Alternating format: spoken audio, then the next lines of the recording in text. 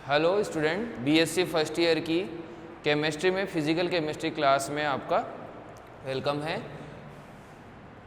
अपन last class में physical chemistry में अभिक्रिया वेग को प्रभावित करने वाले कारकों का अध्ययन कर रहे थे।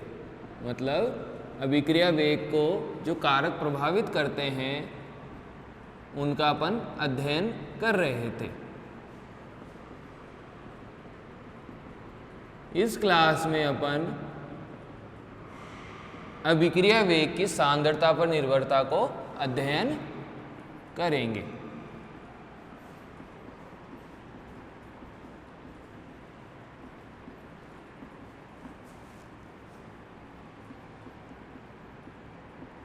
देखो, लास्ट क्लास में हमने स्टडी किया था कि अभिक्रिया वेग को प्रभावित करने वाले कारक क्या होते हैं। अब हम अध्ययन करेंगे, जो आज का अपना टॉपिक होगा वो होगा अभिक्रिया वेग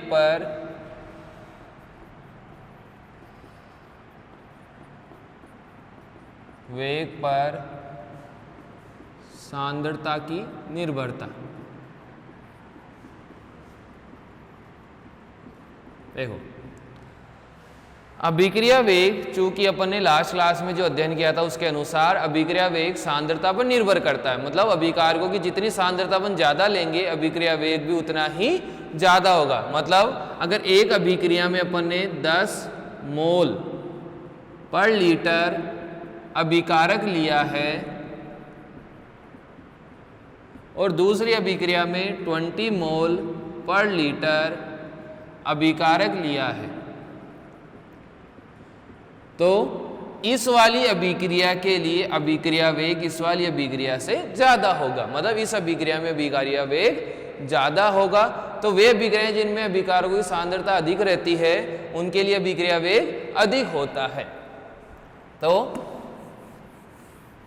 अपन लिखेंगे इसमें, चूंकि द्रव्य अनुपाती क्रिया नियम के अनुसार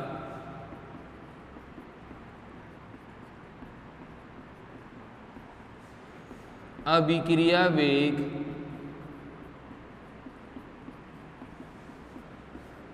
सांद्रता पर निर्भर करता है।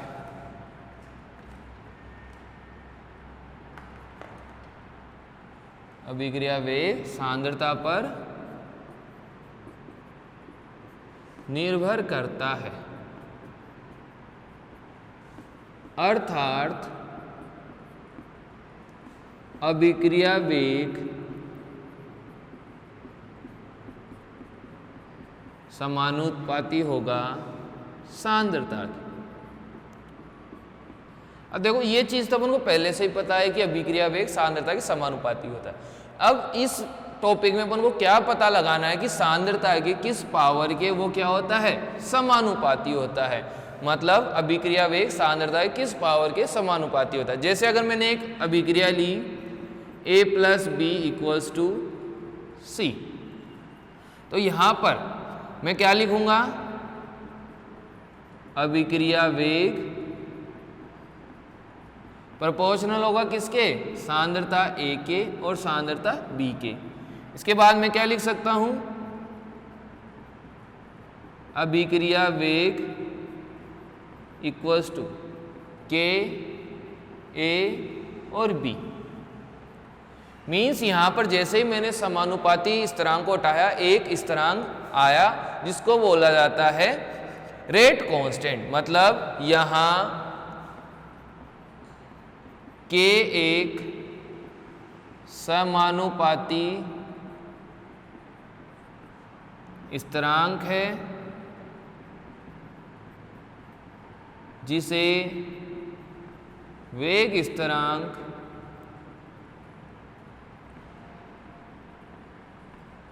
कहते हैं। मतलब यहां पर K क्या है, एक समानुपाती स्थिरांक है जिसको अपन क्या कहते हैं, वेग स्थिरांक कहते हैं। अब अगर मैं इस रिएक्शन को जनरल रूप से अपन अध्ययन करें, मतलब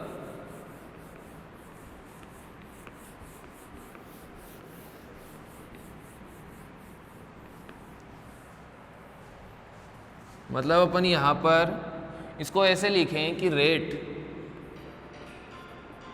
प्रोपोर्शनल टू के ए और बी।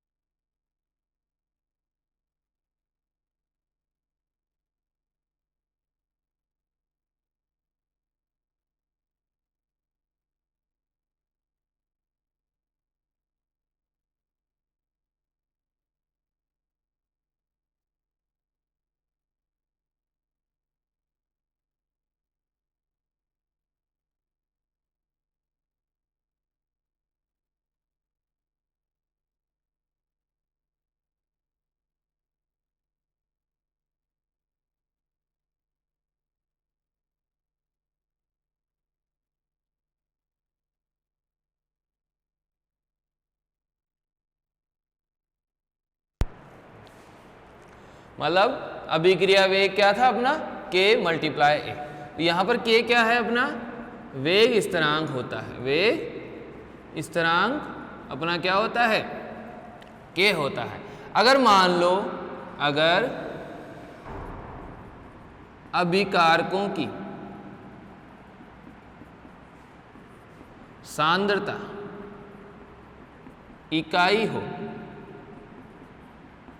तो मतलब अपने पास में A की सांद्रता भी 1 हो और B की सांद्रता भी क्या हो 1 हो, तो अपन क्या लिखेंगे रेट इक्वल्स टू K। मतलब जो अभिक्रिया वेग है वो किसके बराबर हो जाएगा, वेग स्थिरांक के बराबर हो जाएगा। अर्थात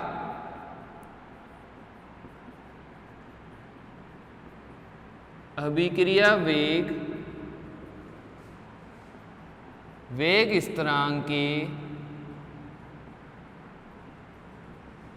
बराबर हो जाता है।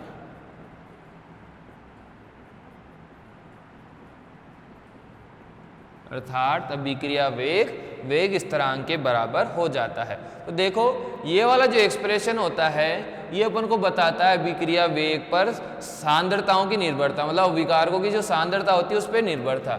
जैसे अगर मैं एक एग्जांपल लूँ, ए से बना प्रोडक्ट पी, तो इसके लिए रेट कैसे लिखेंगे अपन, रेट इक्वल्स टू के ए। ये तो अपना जनरल होता है जब क्या हो, जो इसकी पावर है वो इसकी स्टाइकियोमेट्री के बराबर हो। मतलब जो भी अपन सांद्रताएं लिख रहे हैं उस पे आने वाली जो घात है वो घात अगर स्टाइकियोमेट्री के बराबर है तो अपन देख के रिएक्शन को लिख सकते हैं।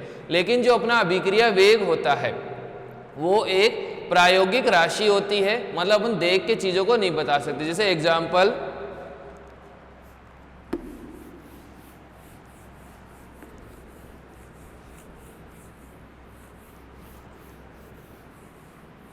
जैसे मैंने एक एग्जाम्पल लिया अपने पास में 2a plus B equals to C, 2a plus B equals to C. तो अगर तुम डायरेक्ट इसका लिखोगे तो तुम कैसे लिखोगे, रेट इक्वल्स टू के ए की पावर 2 बी की पावर 1, ऐसे लिख दोगे।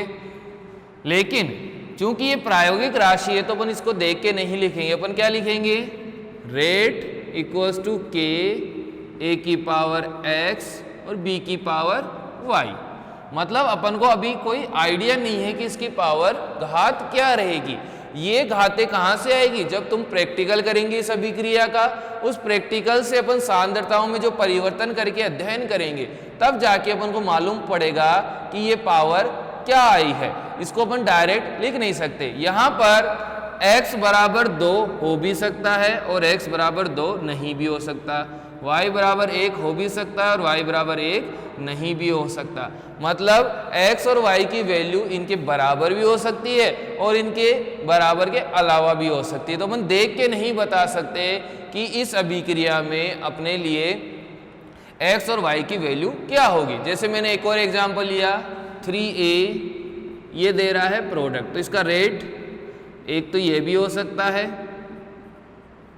a की पावर 3 और इसका जो अपने पास में रेट ये इसके बराबर भी नहीं हो सकता है। मतलब यहाँ पर जो x की वैल्यू वो 3 हो भी सकती है और x की वैल्यू 3 नहीं भी हो सकती है। तो अपन डायरेक्ट देख के किसी भी अभिक्रिया के लिए अपन वेग नियम को नहीं लिख सकते हैं। उसके लिए अपन को क्या चाहिए, प्रायोगिक डाटा की आवश्यकता होती है। मतलब जो प्रैक्टिकल करोगे उसमें जो सूचनाएं एकत्रित होगी उसके हिसाब से अपन x और y की अपन जो घात है लगा सकते हैं। तो यहाँ पर ये होता है अभिक्रिया वेग पर सांद्रता की निर्भरता। मतलब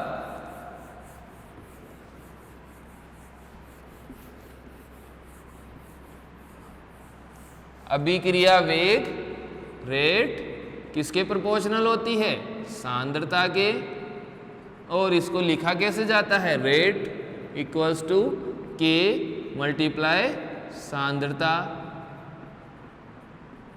यहां पर जो सांद्रता है और के है, के क्या है, वेग स्थिरांक है। तो किसी अभिक्रिया को इस रूप में लिखना, किसी अभिक्रिया को इस रूप में लिखना अभिक्रिया वेग पर सांद्रता की निर्भरता को बताता है। मतलब तुम अभिक्रिया को इस रूप में लिख रहे हो तो यहाँ पर ये क्या बताएगा कि अभिक्रिया वेग सांद्रता पर कैसे निर्भर करता है। इसकी पावर क्या होती है, x, कि जो कि अपन को कहाँ से पता पड़ती है, प्रयोगों से पता पड़ती है। अब अपना नेक्स्ट जो टॉपिक होगा वो होगा अभिक्रिया की कोटि।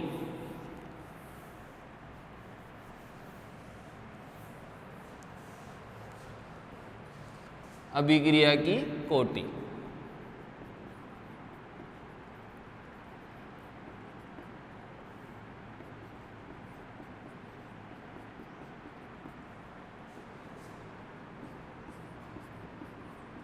ऑर्डर ऑफ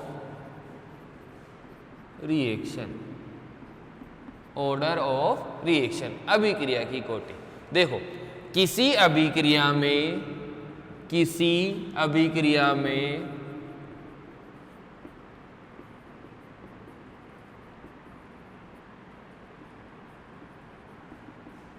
किसी अभिक्रिया में वेग व्यंजक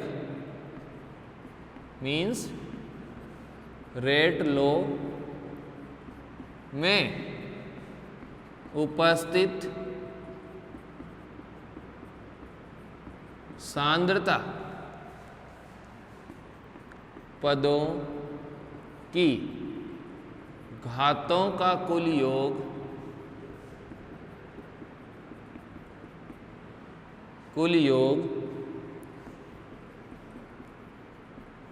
अभिक्रिया की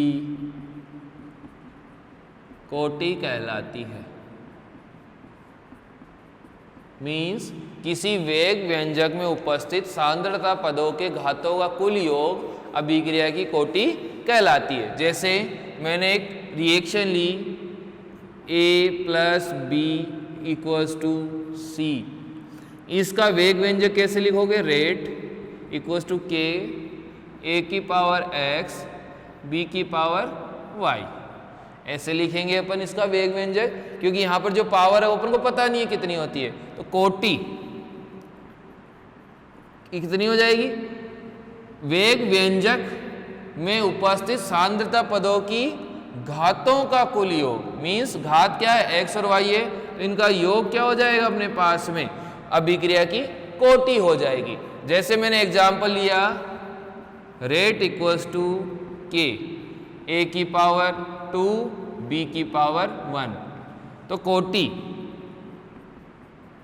n स्मॉल n से बोलते हैं। तो कोटि कितनी हो जाएगी इस अभिक्रिया के लिए, 2 प्लस 1, 2 प्लस 1 मीन्स अभिक्रिया कोटि कितनी आ जाएगी, 3 आ जाएगी। अब मैं ले लिया एक रेट का एक्सप्रेशन ऐसे, रेट के A की पावर 3/2, A की पावर 3/2, तो इस एक्सप्रेशन के लिए कोटि क्या हो जाएगी, कोटि हो जाएगी 3/2। मतलब अभिक्रिया के वेग व्यंजक में उपस्थित घातों का कुल योग क्या कहलाता है, अपने पास में अभिक्रिया की कोटि कहलाती है। जैसे अगर मैं एक एग्जाम्पल ले लिया, एक और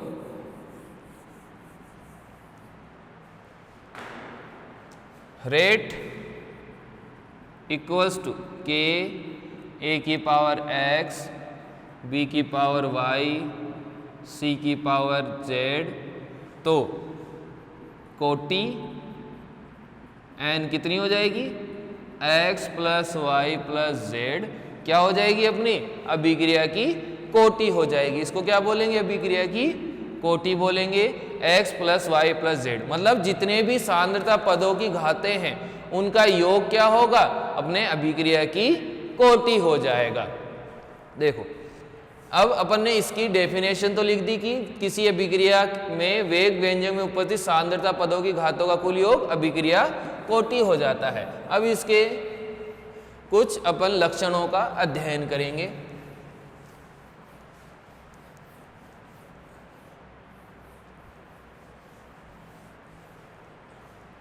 देखो अपन ने कहा कि जो अभिक्रिया की कोटि होती है वो कितनी होती है, एन घातों की कुल संख्याओं का योग होती है, मतलब x plus y plus z के बराबर होती है, ये अभिक्रिया की कोटि होती है। तो देखो x plus y plus z के मान अपन कैसे प्राप्त करते हैं, एक्सपेरिमेंट से प्राप्त करते हैं, मतलब प्रयोगों से प्राप्त करते हैं। तो अभिक्रिया की कोटि एक कैसी राशि हो जाएगी, तो अपन एक लिखेंगे पहला पॉइंट, अभिक्रिया की कोटि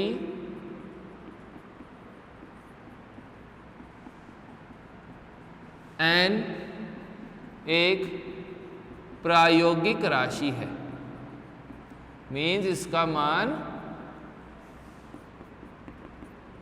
मान प्रयोगों द्वारा ज्ञात किया जाता है।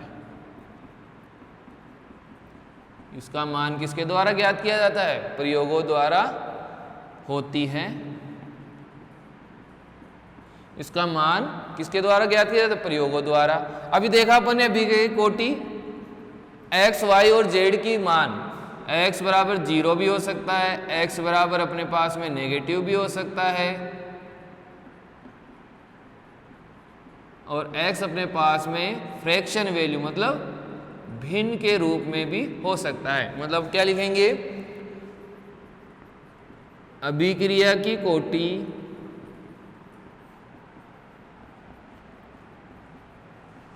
टी का मान 0, ऋणात्मक व भिन्न के रूप में हो सकता है।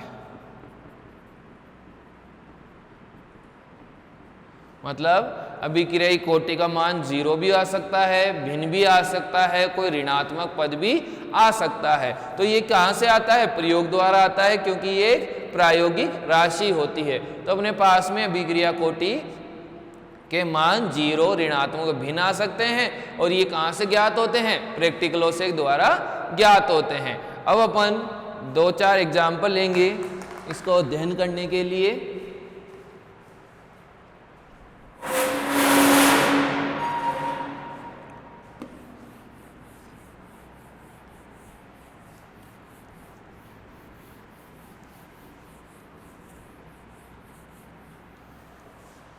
जैसे मैंने यहाँ पर एक वेग व्यंजक लिख रहा हूँ, sorry, rate equals to k a की पावर 0 b की power 1, rate equals to k a की पावर 3/2 b की पावर 1, और last rate equals to a की पावर -1 b की पावर 2। अब मुझसे पूछा गया है कि अभिक्रिया की कोटि बताओ। तो देखो अपन क्या लिखेंगे, ऑर्डर n मतलब कोटि इन दोनों की घातों का योग 0 + 1, तो कोटि कितनी आ जाएगी, 1। वापस से ऑर्डर घात कितनी है, 3/2 + 1, अपने पास में कितना आ जाएगा, 3 + 2/2 मतलब 5/2।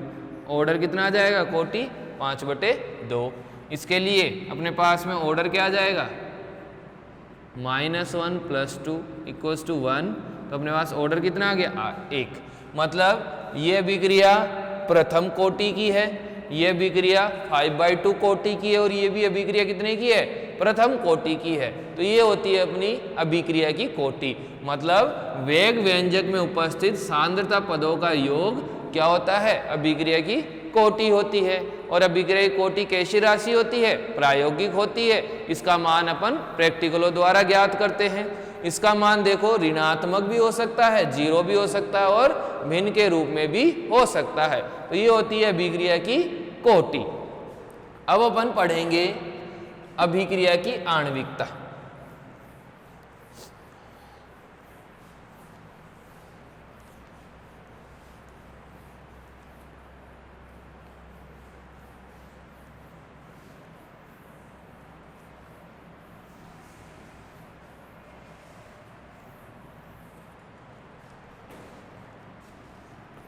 अगला टॉपिक है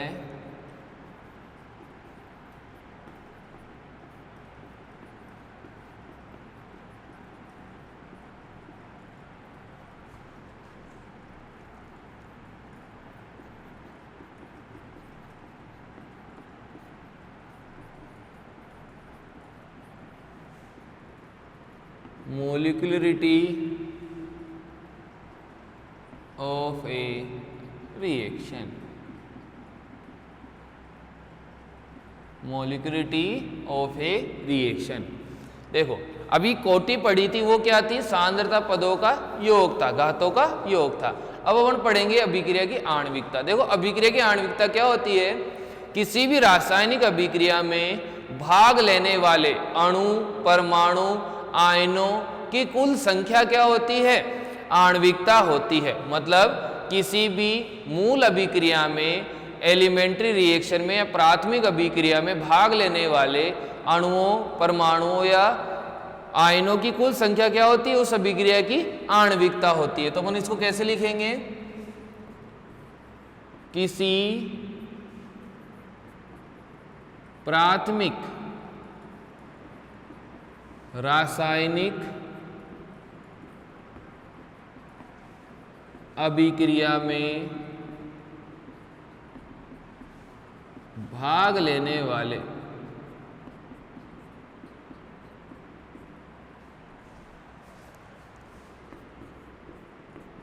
कुल अणुओं, कोमा परमाणुओं या समूहों की संख्या अभिक्रिया की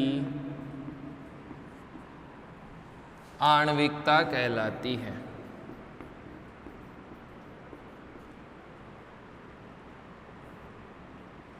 मीन्स मोलिक्युलरिटी कहलाती है। तो किसी भी अभिक्रिया में जितने अणु, परमाणु, समूह भाग लेते हैं उनकी संख्या क्या होती है? आणविकता होती है।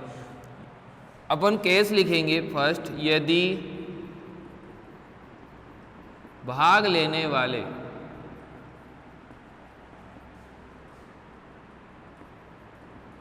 अणुओं की संख्या एक हो, मतलब केवल एक अणु या एक परमाणु या एक समूह भाग लेता है, तो उस अभिक्रिया को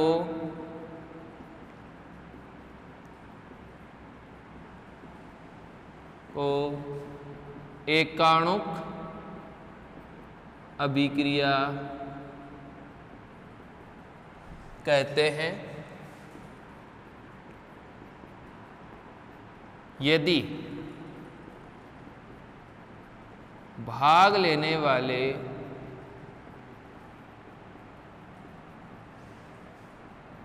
अणुओं की संख्या 2 हो, तो उस अभिक्रिया को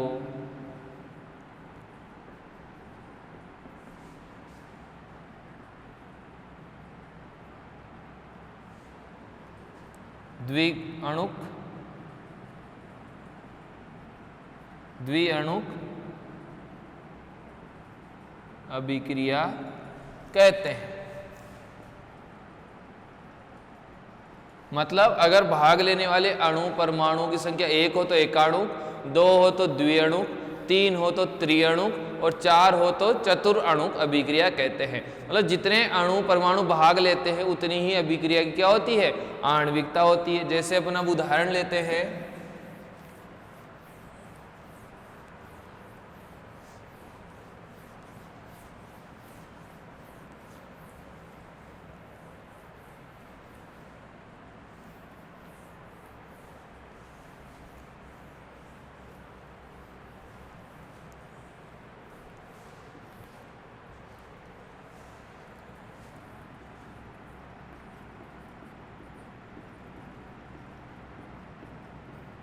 देखो मैंने उदाहरण लिया पहला H2 + I2 = 2HI। दूसरा उदाहरण लिया NO2 N2 + 2O2। उदाहरण लिया मैंने तीसरा H2O2 H2O + ½ O2। मैंने उदाहरण लिया CH3Cl + H2O CH3OH + HCl। देखो इन अभिक्रियाओं में भाग लेने वाले अणुओं की संख्या कितनी है, 2। तो इसको अपन क्या बोलेंगे, आणविकता कितनी लिख देंगे अपन, 2। इस अभिक्रिया में भाग लेने वाले देखो 1 और 2, इसके 2 अणु भाग ले रहे हैं एक साथ तो 2। इस अभिक्रिया में इस पूरे के कितने अणु भाग ले रहे हैं, 1, तो इसकी आणविकता हो गई 1। इस अभिक्रिया में कितने भाग ले रहे हैं, 2, तो इसकी आणविकता हो गई 2। मतलब आणविकता को अपन देख के बता सकते हैं। किसी भी प्राथमिक अभिक्रिया, प्राथमिक मतलब जो एक पद में संपन्न हो जाती है वो अभिक्रिया क्या होती है, प्राथमिक अभिक्रिया होती है। तो किसी प्राथमिक अभिक्रिया में अपन सीधे देख के क्या बता सकते हैं, किसी आणविकता कितनी है। जैसे इस अभिक्रिया में आणविकता ही 2, इस अभिक्रिया में 2 भाग ले रहे तो आणविकता ही 2, इसमें 1 ही भाग ले रहा है अणु तो इसमें आणविकता ही 1, और इसमें 2 भाग ले रहे हैं तो इसकी भी आणविकता कितनी है, 2। तो इस प्रकार अपन किसी भी रिएक्शन जो कि प्राथमिक रिएक्शन है देख के अपन आणविकता बता सकते हैं। तो अब अपन जैसे आणविकता के लक्षण क्या होंगे, आणविकता प्रायोगिक होगी या सैद्धांतिक राशि, आणविकता का मान 0 हो सकता है नहीं। अब इसके बारे में अपन बात करेंगे। तो ये एग्जाम्पल थे आणविकता के। अब हम बात करेंगे आणविकता के लक्षणों के बारे में। देखो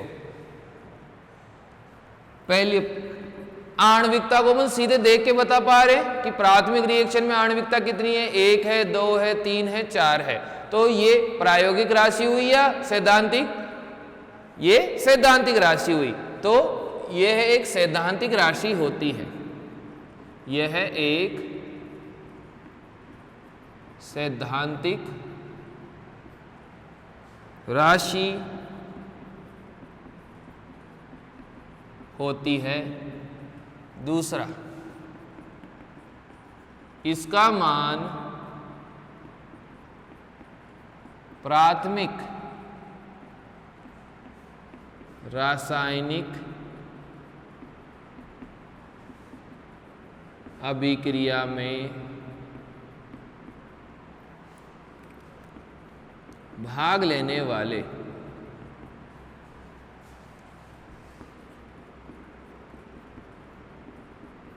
अणुओं या परमाणुओं के स्टोइकियोमेट्री